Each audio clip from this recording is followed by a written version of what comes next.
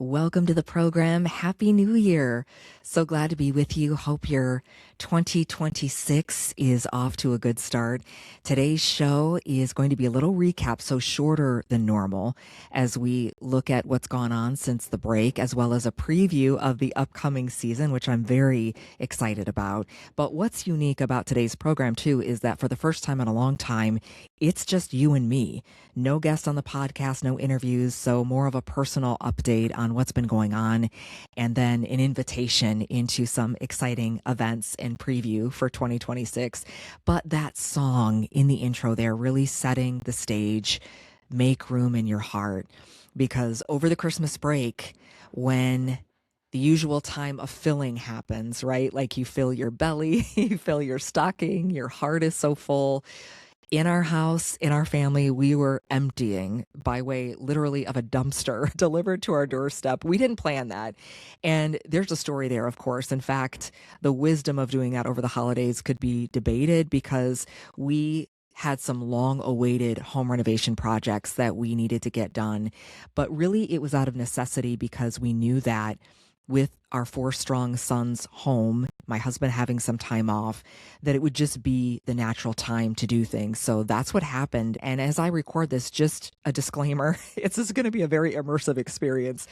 Right now in my little basement studio where I'm with you, above me, there is a crew of guys installing new flooring upstairs. And so it's a little bit loud. And we knew that it was going to be a big undertaking, but sometimes it's not until you get in there and like you're under the hood that you realize exactly what you're looking at. So we've got the entire first floor. We had carpet. We're moving to hardwood. And if you've ever done that, you know that part alone is a study in like different options and price points. Do you go with engineered flooring, laminate, vinyl, solid wood, what finish? I've been working with an amazing lady, a designer. Her name is Jess, since probably the fall for sure, like September, October. She has saved the day more than once because I can't picture things like the colors, the everything. We have more of an open floor plan. That really is difficult for me. Everybody's brain works a little differently, not to mention like there's this whole world on like Facebook Marketplace that can save you a lot of money if you need a certain thing for your home, a buffet, a table, a chair, a lamp, whatever. But you need to kind of know what you're looking for and you can get it at a steal, but that's time consuming. And half the time I don't know what I'm looking for. So she's been really helpful with that. Also to save money, Jim decided that we would paint several rooms ourselves, which is great. I agree, but that takes hours and weeks and months of work. And then the biggie was the demo work. So that's why we needed all the boys home. And that's pulling up all the floors, the tile, the carpet, everything down to the subflooring. And that's really like where their muscle came in. And with that, we had the dumpster. We wanted to declutter. I mean, you're already in there anyway, moving out furniture and like whole bookcases. In fact, behind me, I'm uploading this on YouTube as well, the video and audio version of the podcast. You can see my bookcase is actually a little bit scarce. That's a very tough thing to do for any book lover, that to try to part with your books is tough. It's just decisions, a million little decisions. And if you've been in a house for anywhere, a decade or more, I would say, especially with a growing or a large family, you know, like you just accumulate stuff, even if you're a minimalist, it just happens.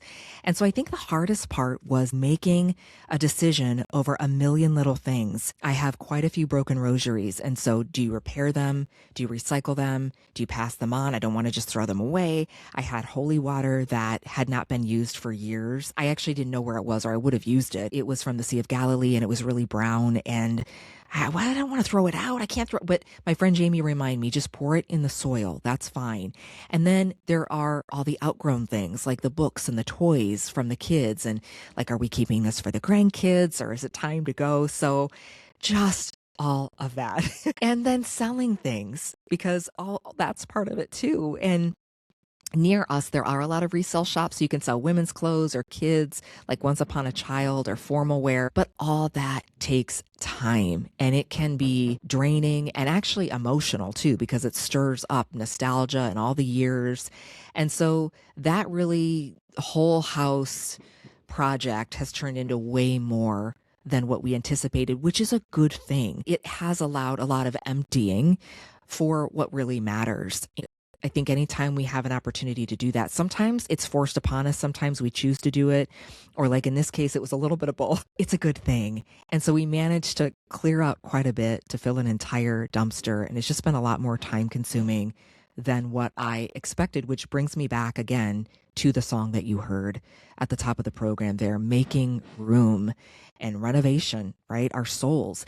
Fulton Sheen talks about that. He said, we can be saved only by a renovation of the inner man, only by a purging of our hearts and souls.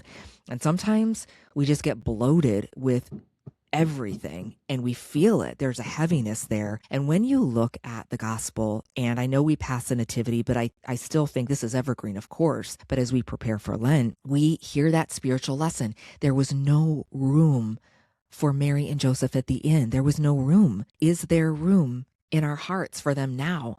And so during this time, I'm really trying to reflect on that. I found a beautiful homily. I want to share a little bit of it with you from Pope Benedict XVI. And it was Midnight Mass, St. Peter's Basilica, 2000. And I thought that it would be a nice little nugget for this. And he says, we are so full of everything, full of the world, full of ourselves, that there is no room left for God.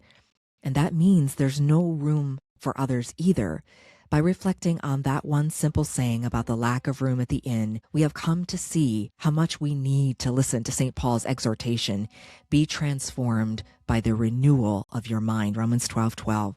Paul speaks of renewal, the opening up of our intellect, of the whole way we view the world and ourselves. The conversion that we need must truly reach into the depths of our relationship with reality. Let us ask the Lord that we may become vigilant for his presence, that we may hear how softly yet insistently he knocks at the door of our being, and willing that we might make room for him within ourselves, that we may recognize him also in those whom he speaks to us through, children, the suffering, the abandoned, those who are excluded, and the poor of this world. Beautiful. And on that note, what happened even surprised me, and that was in emptying everything. I even deleted my social media apps. It was not planned. I realized, though, with so much energy and focus to go around, we only have so much. And with the enormity of the responsibilities in my home, and especially, with the holidays, just the family around, and you've got a lot as mom, you're cooking, you're in the kitchen, more responsibilities, the focus that's needed for projects. I just could not sabotage myself by spending my energy on social media, which personally is a bummer because it's actually a large portion of how I connect with others. I'm not going to say homebound, but I am tethered to the home greatly as a caregiver. I met a lot of special needs moms online, a lot of Catholic moms, people I pray for, they pray for me. I know my situation isn't even unique, but even work is from home. And so with everything going on in our world and our headlines, normally I would be glued to all social media. And I have to say, I am praising God for his providence that I am offline. There's a tranquility and a peace. I don't want to say tranquility necessarily. I wouldn't go that far as I hear them like drilling in the ceiling above me. But I do think it's a mercy. Saint John Henry Newman said, may the Lord support us all the day long until the fever of life is over and our work is done. The fever of life and our work is done, because that's how it feels, like this fever pitch, this fast pace all the time. Even in the holidays, the work is not done yet. Clearly, as you can hear, I really got to thank the crew upstairs for really driving home this point in the theme of this show today. But, at least on this little project for now, it continues. And so I'm continuing with this social media detox, and in its place, I'm with you here today. I don't know that I would have been able to do that otherwise. To put a little show together, started journaling more, just like brief little notes as I got my calendar together. And that is like Lectio Divina, where I am writing down a portion of the daily reading that day, or a quote or an excerpt from a poem that I read that day. I just subscribed to this podcast. I don't remember the name. I think it's called A Poem a Day. And it's like 5 minutes, but I love it. I started a new book.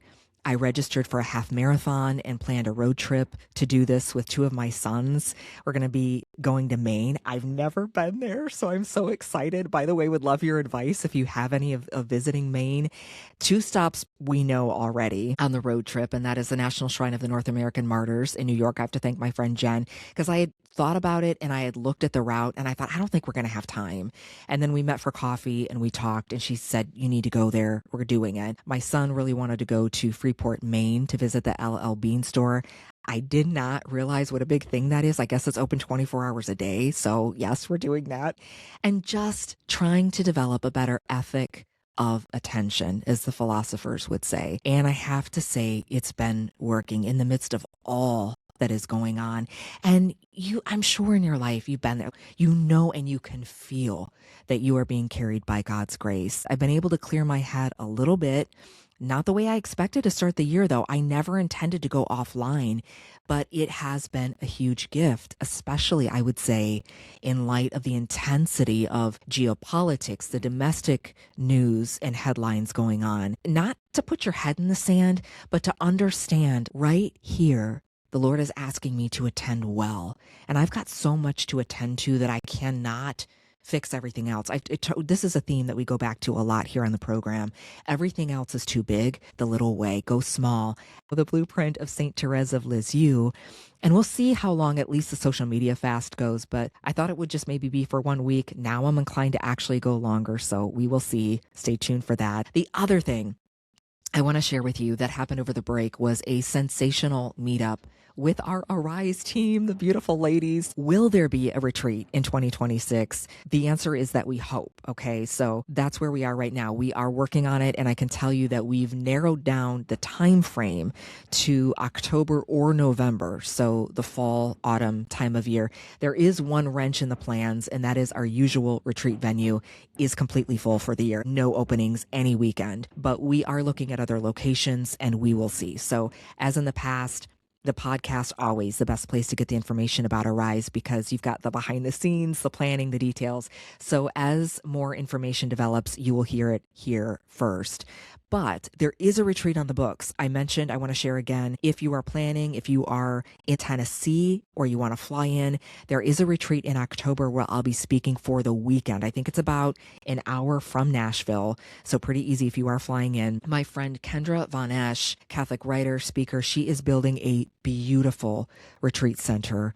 And I will be there the weekend of October 16th through the 18th. Registration is open for that now. So I'll get you squared away with a link on that. And then if you're in Texas, oh, I'm so excited for this. March 1st, my Texas friends, the Christ in Her conference is taking place near Beaumont. I'll be there along with the legendary Danielle Bean. I've admired her for so many years, been blessed to work on a project with her, also meet her. So very excited to see her again, hear her message, and Sister Josephine Garrett will also be there. Tickets are on sale for that.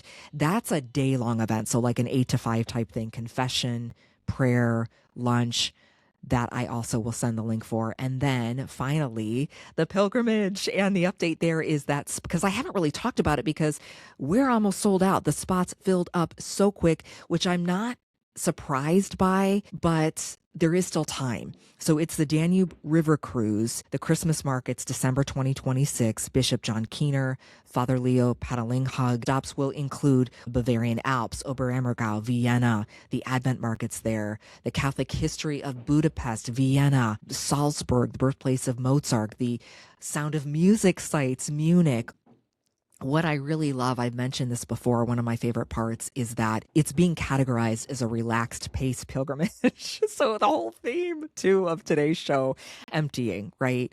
You don't have to worry. You can go on this trip and it's basically worry-free because you're together. You don't have to think about where am I going to eat? How much is this going to cost? There's hidden fees. Here's a surprise here. There are always surprises, I will say. We know that in life, but largely you can just go and relax. So that is also linked in the show notes if you could use a pilgrimage, and you can find out more on that. So shaping up to be quite a year in the midst, of course, personally, 2 weddings for the boys. I'm sure for you too, when you look at the calendar, really, it's just thank you, Lord. Thank you, Lord, that I'm here. Thank you, Lord, for the hills and valleys, looking back over the last year, his mercy, the virtue of hope as we look ahead, and just focusing also on the present moment. Isn't that so challenging? That's so hard. But also want to let you know about the upcoming season for the program. Outstanding guests confirmed for the weeks to come. So we're going to cover caregiver burnout. We will talk about preparing for Lent. I have a wonderful book for you. So if you're thinking already, what am I going to do for Lent? I've got you covered. I'm going to try to move that show, actually, that interview, to be one of the first shows you hear so that you can get, if you want to get the book, that you're ready to go on that. The difficulty of being vulnerable. That's another topic we're going to cover on a show, and asking for help and why it's so important. Wonderful book and author, very well known, and she's got a book out about that. Budgeting, much more coming up. So there you go. Now I want to end, if you will join me, with a prayer. And this is how we're going to conclude today's episode from Saint John Henry Newman, a prayer for divine illumination that we can all use anytime, any day, any moment, especially this time of year. In the name of the Father, and of the Son, and of the Holy Spirit. Amen. Come, O my dear Lord, and teach me day by day according to each day's opportunities and needs. Give me the gift of discriminating between true and false, and for that end, give me, O Lord, the purity of conscience, which alone can receive, which alone can improve your inspirations. My ears are dull, so that I cannot hear your voice. My eyes are dim, so that I cannot see your tokens. You alone can quicken my hearing and purge my sight and cleanse and renew my heart. Teach me, like Mary, to sit at your feet and to hear your word. Give me that true wisdom which seeks your will by prayer and meditation, by direct communion with you, more than by reading and reasoning. Give me the discernment to know your voice from the voices of strangers, and to rest upon it and to seek it in the first place. Amen. Thank you so much for joining me in this brief, abbreviated episode, jam-packed though, and a big thank you to my producer, Mark Cumming, for his dynamic skills and quick work. Check him out at cumminghomestudios.com. Our patron saint for our family for the year is Saint Valentine. So on you and your intentions, I just pray for his intercession. As until next time, friends, God bless you.